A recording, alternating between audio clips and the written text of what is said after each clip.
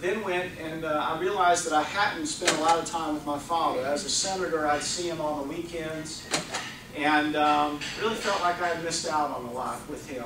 And it was one of the things that later on I'll talk about, you know, the difference and what I'm going to do differently as a father, because I'm fortunate enough to have 2 kids and been married for about 6 years.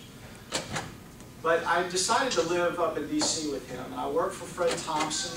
You guys might have heard of him before. Great guy, good, hardcore conservative, and worked for him on the Governmental Affairs Committee, which is really the watchdog committee. And one of the things I noticed when I was working for them is the Department of Defense, which I'm a very pro-Department of Defense guy, had $1 billion that they couldn't account for.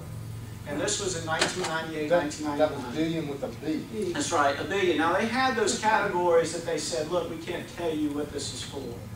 This was, we don't know where the money went.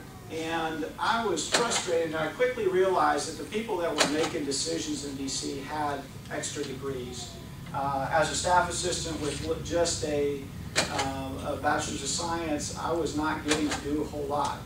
And so I decided that I wanted to go back to South Carolina and wanted to go to law school.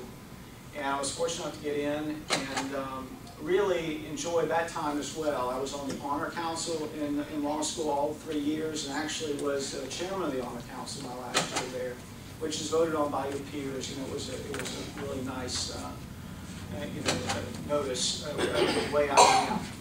Also, I worked during law school. I didn't believe that I should just be enjoying myself on the afternoons. I worked for the House Judiciary Committee for Jim Harrison, and learned about the state system while I was there. And when I got done, I could have gone and been hired at $80,000, $90,000 for big firms, but instead I wanted to be a prosecutor. I wanted to get in the courtroom.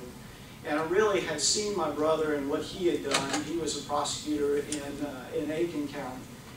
And I thought that that would be a good way to really get involved in my community and to get a chance to address some real serious criminals out there. And so when I went into that was the only place that I applied was the solicitor's office in Charleston County. And was fortunate enough to get a job.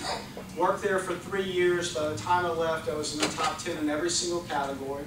I tried approximately 14 cases, lost my first case, and won every single one after that. And really enjoyed it immensely.